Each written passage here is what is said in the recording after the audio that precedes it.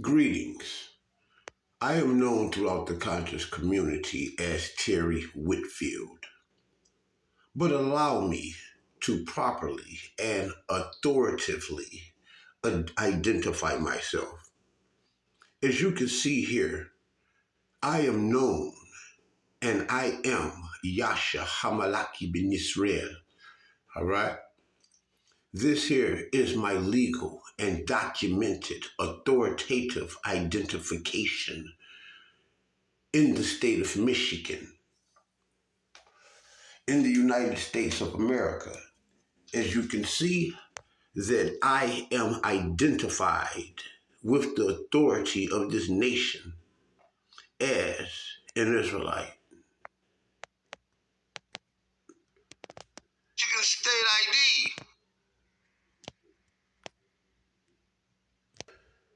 Yes, indeed, that is old man Yasha ben Israel in the flesh.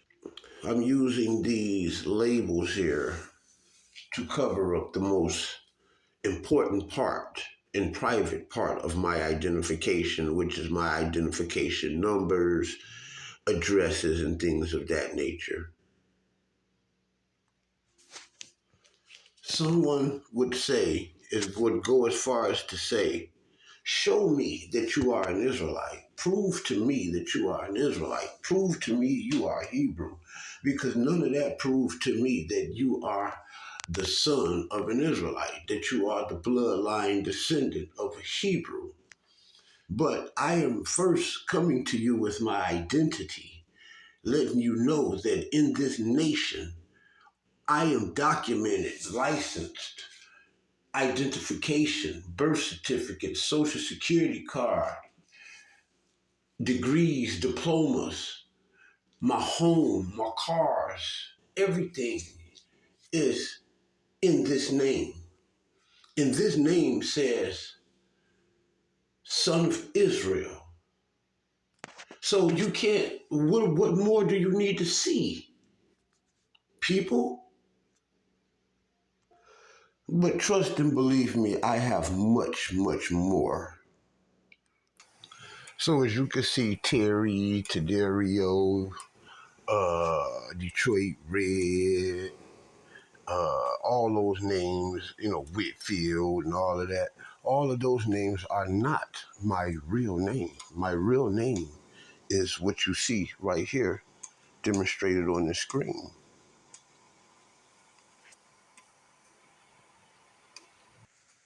This identity is not stolen. It is a very valid and authentic identification. It was said to me to prove that you are an Israelite by DNA. Okay? When we look at DNA right here, this is the place where I went to take my DNA test at. And I actually was employed with these people. This is DNA Dimensions right there on 3750 Woodward Avenue, right here in Detroit, Michigan.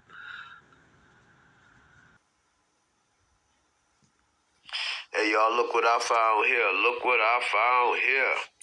I'm up here cleaning out this old room up in the attic up here. I found one of my old DNA papers. This is what I've gotten when I had taken the DNA test. The second page here is the most important page.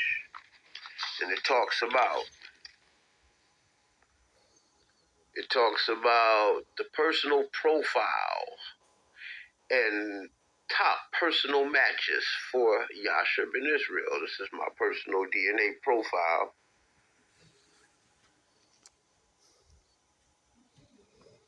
This here is tell you about my profile.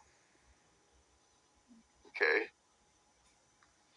And this the population matches, number, population, and African. The rank. You see that? It says African immigrants, North African. African, North African. I have North African DNA. Regional affiliation. Okay. This is the regional affiliation reference map. You look back at the regional affiliation reference map, as you can see right there in the lower left-hand corner, it says I'm a Mozabite, right? Algeria. It said Berbers from Morocco. It said Ghanaya Basu. It said northern and central Moroccan Berber. It says it clearly that I am a Moroccan Berber and a Mozabite, clearly, right? And then it says Virginia African American, right? Then it says, go over to the right, it says African Spanish, Ghanaya Baso, and you'll see. Then it's down here, you got, see that, this says, the people here. We got people, ancestry, that's southern and central Moroccan Berber, right? Or was it that? Yeah, southern. The people in whom... that's northern, excuse me. My matches. Northern and central Moroccan Berber, right? And you got Virginia African American. So there's people in Virginia that match my DNA. There's people in African Spanish that match my DNA. There's people in the Ghanaya Basu. There's people in Alabama that match my DNA. There's people in Connecticut that matches my DNA. And there's people in Cape Verde that matches my DNA, right? So we're going to look up in these, look at how many times that it says that I have Berber and Spanish, right? Jewish relations. The Mozabites, the Berbers, Ghanaya Basu, Northern Central Moroccan Berber, right? African Spanish, Ghanaya Basu, Cape Verde. All of those people have known throughout history to have had a deep connection with Judaism and Hebrewism and the fact that these people were Israelites. So we'll read here about the Berber Jews, the majority of whom were assimilated and converted to Islam, especially during the historical persecution of the Almohadic Caliphate in the Middle Ages. The modern population of the Berber Jews in Africa now is about 8,000 people in Morocco, with the majority having immigrated to Israel since 1948 Israel-Israeli War, along with similar numbers scattered throughout Europe and North Africa. These are the people whom I descend from. You'll see most of them today, as you can see in the very first sentence, that most of them has assimilated and converted. It said the Berber Jews now, the majority of whom were assimilated and converted to Islam. Okay, they converted, okay, because originally, you know what I'm saying, they were Jews, and now it's only a few left in Africa today, which is North Africa today, about 800,000, because the majority of them that were already there had left and went over to Israel. I am referred to as a Sephardi Jew, okay, as you can see right here, you know, whom primarily lived in the Maghreb of North Africa, including Morocco, Algeria, Libya, and Tunisia. You can see I have Moroccan and Algerian blood. So you can see I'm Mozabite. So we look up the Mozabite Berbers, right? That's what my DNA connects me to, right? And we can see that originally these Berbers were Jews, right? Who converted to Islam. It's a large number of these people, right? Crack that open, right? And they said the Mozabites are Berbers. It's an ethnic group, the Mazab, right? In the region of the Northern Sahara and Algeria, right there where my people are. He said they speak the Mozabite, the Tamzabit, one of the Zenati languages, right? Afro-Asiatic branch, right? Many also speak Algerian Arabic, right? They talk about this But he say primarily, he say Moabites are primarily Ibadi Muslims, but there's a small population of Jews as well. Remember that we read earlier that the Moabites, right, were Jews first. They converted to Islam. That's why the majority of them are Jews, right? The Moabites mainly live in 5 oases, namely Gardidia, Beni Isguan, El Atuf, Malika, and Ben Aurora, as well as 2 other isolated oases further north, the Beririan and the Garurara. Right? See this man right here? Mozabite. This is an African man, right? Black man, right? Jew, Mozabite.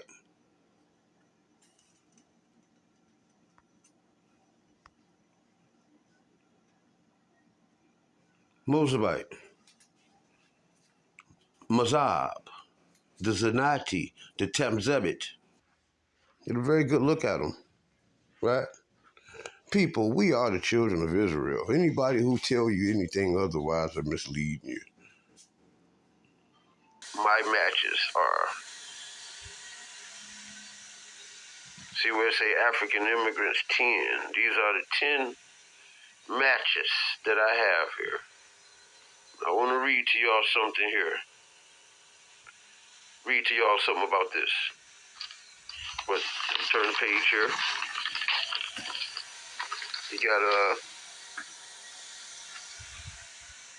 DNA basics, letting you know how this stuff really goes down, and letting you know how historical migrations work, and how they do their testing. The back of this is really not important, it's really not important. But the front is getting back to. You can see right there where they got the tracking of the migrations to the New World and everything. This page, this is where all the information is, okay? Now I want y'all to go with me here. We're going to read something from here. The Ganaya Basu, there was a Portuguese Jewish presence in the Ganaya Basu from the 16th century. Portuguese King Manuel I made reference to a group of Lesados or Lancandos. Most of these were Portuguese Jews who had been deported. The term Lancedos or Lancados derived from the Portuguese verb to throw out. It related to their outcasts or fugitive role in Luso-African coastal. The Moabites, we see here. Moabite.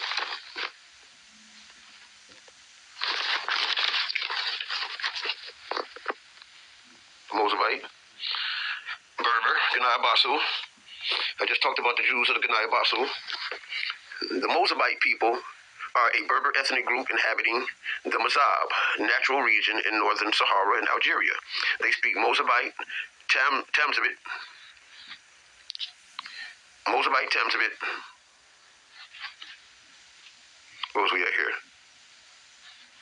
Oh, okay, I moved that up. I'm trying to move that. Moabite, Tamzabit. Ohe of the Zanati languages in the Berber branch of the Afro-Asiatic family. Many also speak Maghrabi Arabic as a second language. Moabites are primarily Ibadi Muslims, but there's a small population of Jews as well, and they're all black folks. Ancient Hebrew Berbers of Africa, Berber, indigenous North African tribes who originally spoke dialects of Berber language. Medieval Arabic writers ascribe the ancestry of the Berbers to Goliath the Philistine and maintain their Canaanite origin. The Phoenician colonization of Africa, the long Carthaginian domination, and the survival of Punic, a language closely related to Hebrew, supported these legends which spread amongst the Berbers themselves. Similar tales are found in the writings of Greek and Latin authors and in the Talmud, which spread the legend that the Canaanite immigrants of their own free will to North Africa. It is said that survivors of the Jewish revolt in Syrencia 115, 116 Common Era found refuge amongst the Berbers of western Libya. Scholars have frequently claimed that the Jews' desire to proselytize found a favorable atmosphere amongst the Berbers from the 1st to the 7th centuries, around the time Islam came, which put a stop to it. African Christianity, whose early converts were 1st to the 7th centuries. I read that twice. African Christianities, whose early converts were Jews, clashed with Christian proselytism. Archaeological discoveries, epigraphs, and writings of the Christian scholar Tertullian and St. Augustine, indignant at the growing Berber conversions to Judaism, attest to these facts that persecution by the Byzantine forced Jews to settle amongst the Berbers in the mountains and desert regions. Ibn Khaldun confirmed the existence of a large number of proselyte Berbers at the time of the Arab conquest of Africa. The Islamatization of these countries, however, did not abolish all previous beliefs. Christianity was abandoned rapidly. Judaism continued to exist, and from Tripolitania to Morocco, modern ethnographers and anthropologists encounter small groups whom they call Jewish Berbers. These isolated groups of Jews lived in the high mountains of North Africa until the last few decades. Some scholars designated them as the descendants of Berber proselytes. In most cases, they eventually intermingled with the rest of the population. However, a survival of such groups to the present is now doubted. Say the Jewish survivors, they doubt to exist, huh?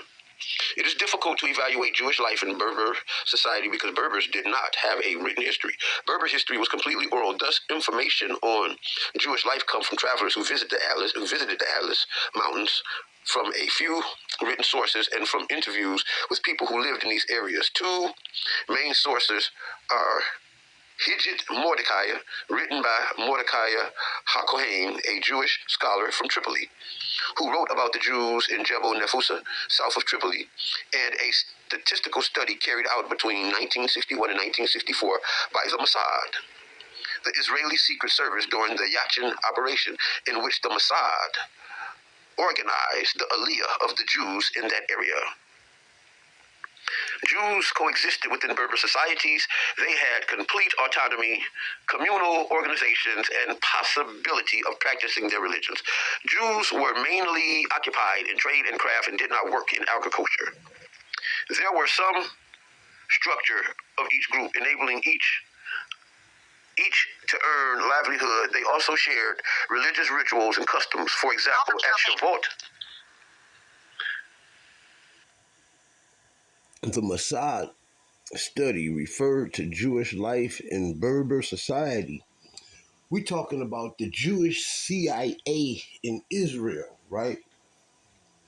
The Jewish CIA in Israel, they have went into North Africa and studied extensively amongst the Berber populations over there because of their Jewish heritage and traditions, you know.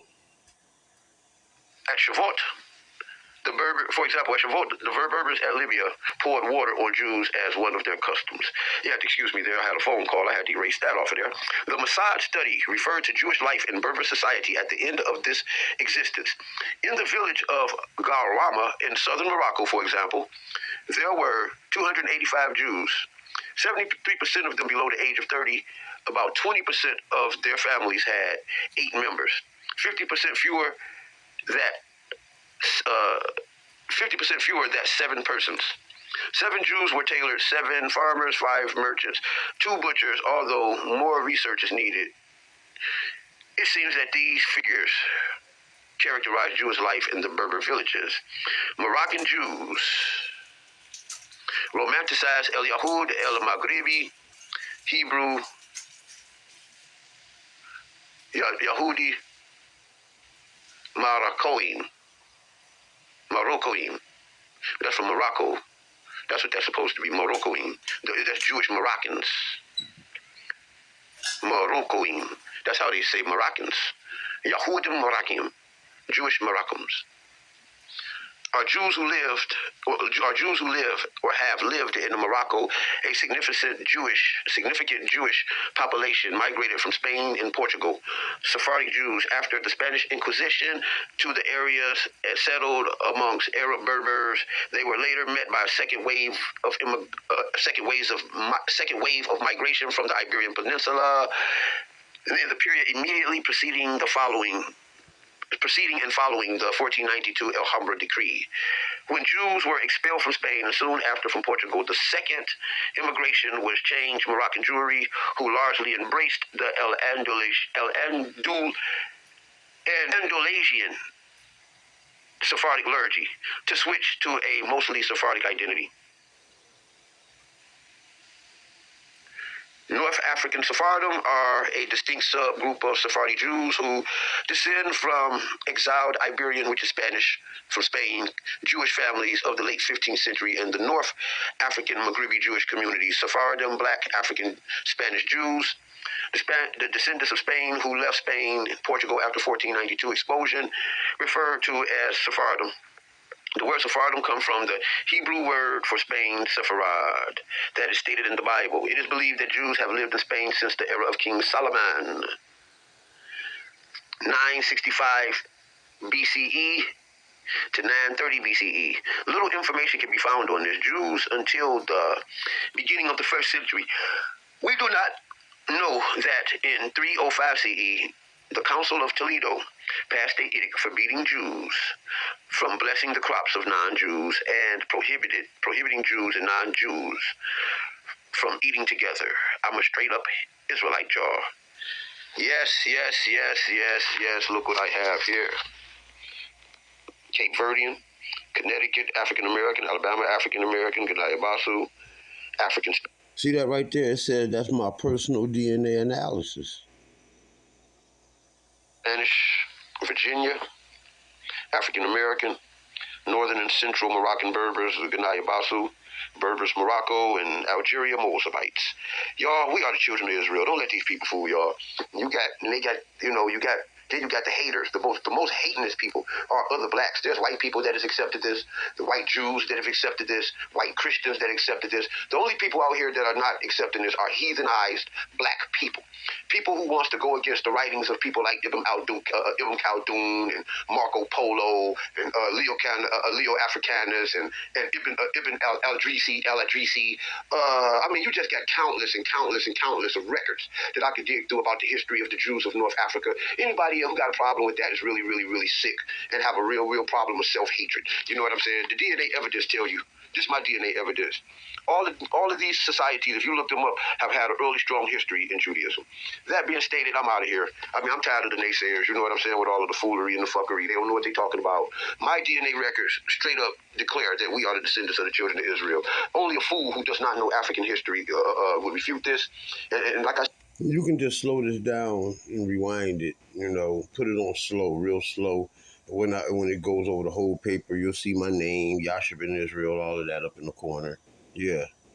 The writers who wrote this back in the 14 and 1500s were literate people. Any of their African or Pan-African people was not literate, so they could not have passed no stories down to them. Our stories is passed down. They're liars. We're out of here, y'all. YouTube, here we come.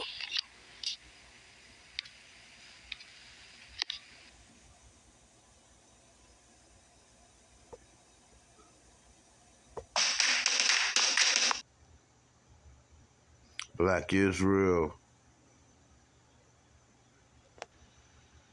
I'm going to speed this up a little bit, so we can get through this information, right? So listen carefully, y'all. Hey, y'all, what up? This is Yasha ben Israel. All right. I got a book here for you, old book. I had this book, man, for years, man. I've had this book 20, 30 years, man. I've had it a long time. This book is called The Golden Age of the Moors. You can see it's edited by Ivan van Sertima. It's a book by many different by many different authors. It's a compilation work. This here, it's an autograph, says to Yasha ben Israel by Ranoko Rashidi, January 1st, 2017. Okay. I want to read something here. Move that out the way there. And this chapter is called The Moors in Antiquity, by James E. Brunson and Runoko Rashidi, which is the guy who signed the autograph. I want to go to page 60. Look at some of the artwork here. Black Moors and Arabs confronting Christians. But that's a 350 AD. So you got the Black Moors and the Arabs here, blacks, all black folks, and they're confronting Christians here. Now, for those who says that the Jews never existed, there was never a people in history called the Jews or anything like that, let me read some of the work of great real scholars like James Bronson and Runoko Rashidi. The Sahaja Berbers of the Western Sahara were composed of both sedentary people and nomads, including amongst the nomad Sanhaja were the Lamta and Lamtuna Berbers, which are black folks. The Sanhaja, known as the Malatuman, or the people of the Veil, were responsible for the second significant Moorish invasion of El-Andalus, the Arabic name for Islamic Spain. It is said that the Sanhaja were the people that was responsible for the second invasion of Spain, El-Andalus. In 1095 AD, the Sanhaja Berbers initiated the Almoravid dynasty. I told y'all that it was the Jews who called in the Arabs. It was the Jews that ran the Moorish Empire, and they called in the Arabs for help. You dig? The Sanhaja Berbers, again, initiated the Almoravid dynasty. The Almoravid dynasty was called the Empire of the Two Shores.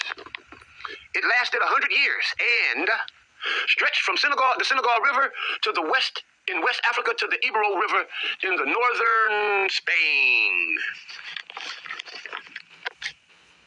There has been much discussion and speculation about the Sanhaja face mufflers.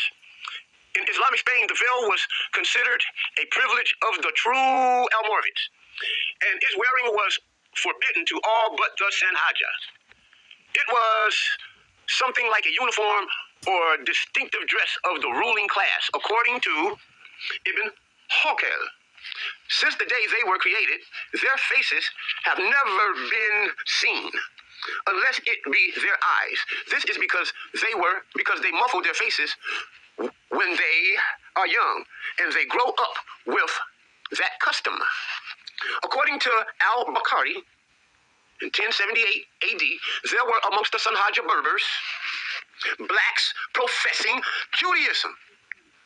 According to al-Bukhari, in 1078 AD, there were amongst the Sanhaja Berbers blacks professing Judaism.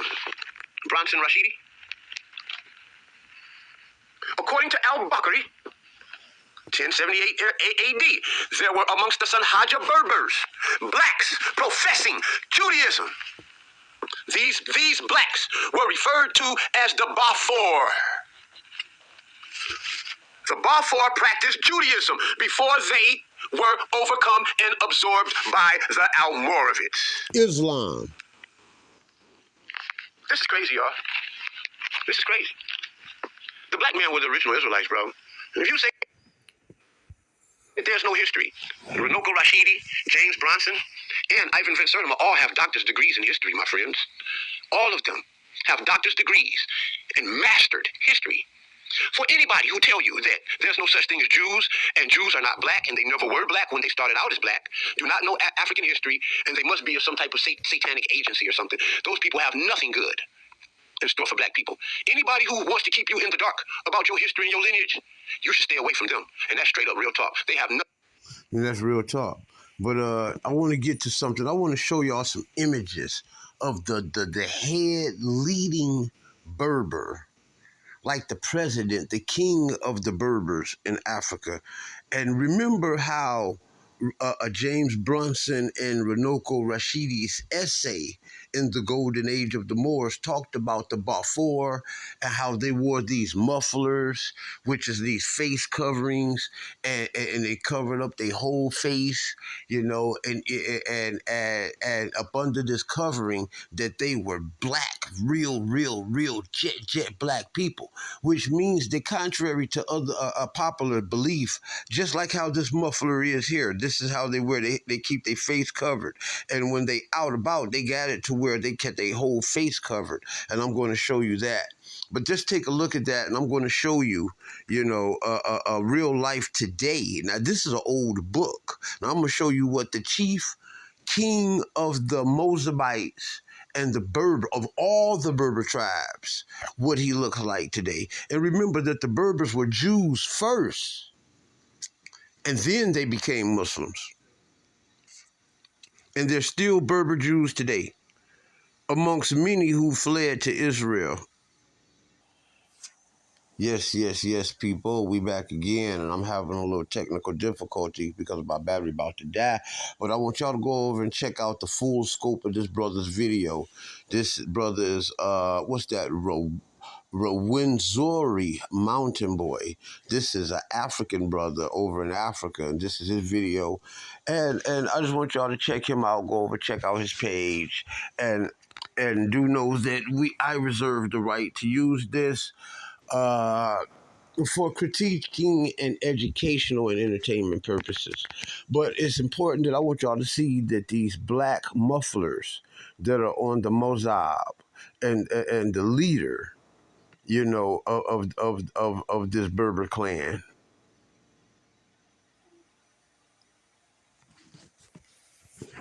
All right, let's go, peoples. And this is a pretty scholarly video. Groceries, gas, rent, bills. How are we meant to afford it all at the moment? When the battery is low, the phone acts up. But just check this out. I'm going to just take a little small fragment up out of here. And I just want y'all to see some things. And listen to these scholars speak. Most of us are not aware that the peoples whom the classical Greek and Roman historians called Berber were black and affiliated with the then contemporary peoples of the East African area. في البيت التقليدي القديم طبعا الحالات تغيرت والزمان تغير بدينا نديروا فيه البيت التقليدي. Look at that, people. Is the question of what people mean. Wow, hold on.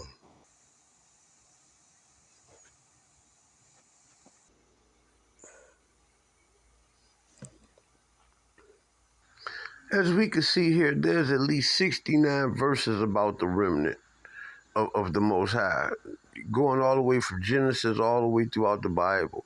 Thus he blotted out every living thing that was on the face of the land, from man to animal to creeping thing and to bird of the sky, and that they blotted out all of the earth,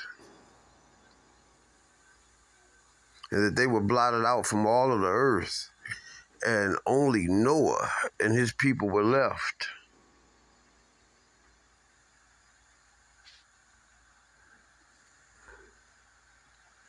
See, talking about the remnant.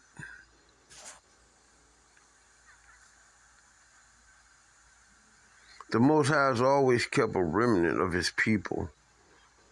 Always, going back from the beginning of the story to the end. The Most High has always had a remnant.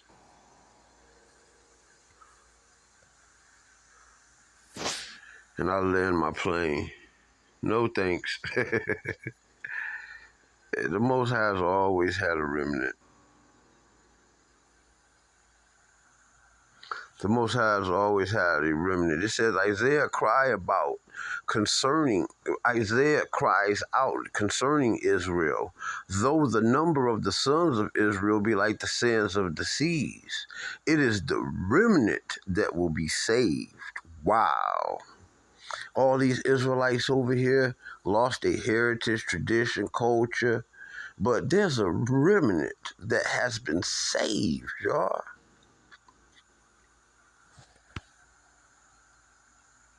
So all of the documents, age-old documents, legal documents, historical documents, prove that I myself, as an African American, okay, that the African Americans are the children of Israel, and it's just pure, plain and simple. You know, therefore there will be no refugees nor survivors for the remnant of Judah who has entered the land of Egypt to reside there and then to return to the land of Judah. That's what was going to happen to them because there wasn't going to be no refugees, right? To which they are longing to return and live, for none will return except a few refugees. See, you got to know how to read the text. Big ups to my big homie Sinetta. Sinetta, this is how you gotta learn how to read the text, big homie. The remnant. 1/3 of you will die by the plague. Ooh, remember Corona? Or be consumed by famine. Oh, remember the economic crisis that took place, and 1/3 that will fall by the sword. Remember the guns and the drugs that they placed in the community all around us. And 1/3 will I scatter to every wind, but I will unleash a sword behind them, meaning everybody who did this to them, the Most High gonna get you. Ezekiel had to ask the question as they were striking the people, and alone I was left. I fell on my face and cried out, saying, Alas, Lord God, are you destroying the whole remnant of Israel by pouring out the wrath on Jerusalem? But as we can see, Hezekiah, thousands and thousands of years later, over 3,000 years later, the Most High still kept his word, Ezekiel, not Hezekiah, Ezekiel. I keep getting their name mixed up, and I've done it for years. But anyway, Ezekiel, we can see right here in 2000 and almost 23, right? We can see that the Most High still kept a remnant.